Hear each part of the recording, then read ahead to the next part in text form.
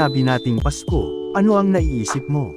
Christmas tree, regalo, Noche Buena, o simbang gabi. Pero alam mo ba na sa ibang bansa, ang Pasko ay hindi malamig, hindi relihiyoso, at minsan, nakakatakot pa. Sa video na ito, iikot tayo sa iba't ibang panig ng mundo para alamin ang mga bansang may pinakakakaiba at pinaka-hindi pangkaraniwang pagdiriwang ng Pasko. Manood hanggang dulo dahil baka mabago ang pananaw mo sa Pasko. Japan ang pinaka-romantic na Pasko. Unahin natin ang Japan. Sa Japan, karamihan ng tao ay hindi Kristiyano, kaya ang Pasko ay hindi relihiyosong okasyon. Sa halip, ito ay naging romantic holiday.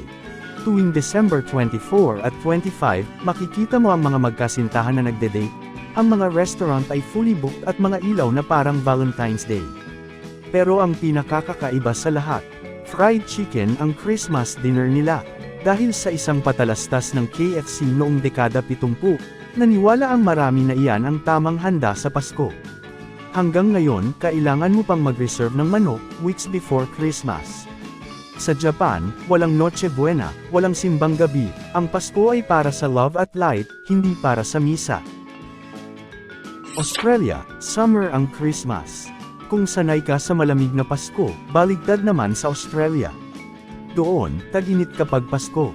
Habang tayo ay naka-jacket, sila ay naka-shorts, tsinelas at sunglasses. Imbes na hamon at keso, ang handa nila ito ay barbecue, seafood at malamig na dessert. Minsan, ipinagdiriwang pa ang Pasko sa beach. May Santa Claus sila, pero minsan naka-surfboard na imbes na sleigh. Germany, pinagmulan ng tradisyon. Kung pag-uusapan ang tradisyonal na Pasko, hindi pwedeng hindi isama ang Germany. Maraming Christmas traditions ang dito nagsimula tulad ng Christmas tree, Advent calendar at Advent wreath. Tuwing Disyembre, nagbubukas ang mga Christmas markets sa mga plaza. May ilaw, kandila, mainit na inumin, at handmade gifts. Para sa mga German, ang Pasko ay tahimik, makasaysayan at puno ng kahulugan. Norway, ang walis laban sa masasamang espiritu. Sa Norway, may kakaibang paniniwala. Naniniwala ang mga tao noon na tuwing Pasko, lumalabas ang masasamang espiritu at mangkukulam. Para protektahan ang bahay, naglalagay sila ng walis sa pintuan o bubong. Hanggang ngayon, ginagawa pa rin ito ng ilan, hindi na dahil sa takot kundi bilang tradisyon. Simple at tahimik ang Pasko nila, walang engranding party at pampamilya lang. Ukraine, ang Paskong may sapot ng gagamba. Sa Ukraine, ang Pasko ay ipinagdiriwang tuwing January 7. Dahil iba ang calendar na ginagamit nila. Ang Christmas tree nila ay may spiderweb decorations. Mukha mang kakaiba, ito ay simbolo ng swerte, kasaganaan at pag-asa. May alamat tungkol sa isang mahirap na pamilya na binasbasan ng gintong sapot ng gagamba sa Pasko. Spain, ang regalo nila ay sa Enero pa. Sa Spain, hindi si Santa Claus ang bida. Ang hinihintay ng mga bata ay ang tatlong hari. Tuwing January 5, may malaking parada sa buong bansa. At sa January 6, doon lang ibinibigay ang mga regalo. Mas mahaba ang Christmas season. Mas mahaba rin ang excitement. Czech Republic, ang pamahiin sa pag-ibig. Sa Czech Republic, ang Pasko ay may kasamang hulaan ng kapalaran. Ang mga dalaga ay naghahagis ng sapatos papunta sa pinto. Kapag tumuro palabas, sinasabing ikakasal daw sa susunod na taon.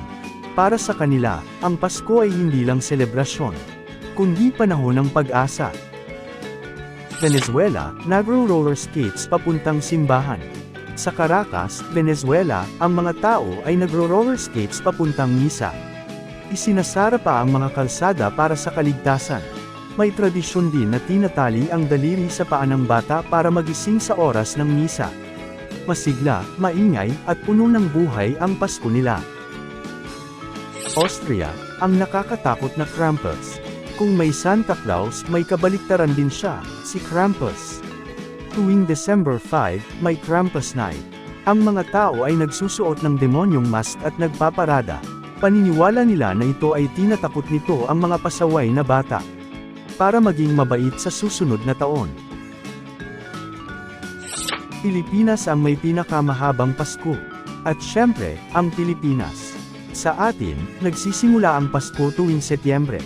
May simbang gabi, caroling, at Noche Buena. Para sa Pilipino, ang Pasko ay pananampalataya, pagmamahalan, pamilya at sama-samang saya. Magkakaiba man ang tradisyon ng Pasko sa buong mundo. Iisa ang diwa nito, pag-asa, pagmamahal, at pagbibigayan. Kung may natutunan ka sa video na ito, huwag kalimutang mag-like, mag-share, at mag-subscribe. Maligayang Pasko, at salamat sa panunood.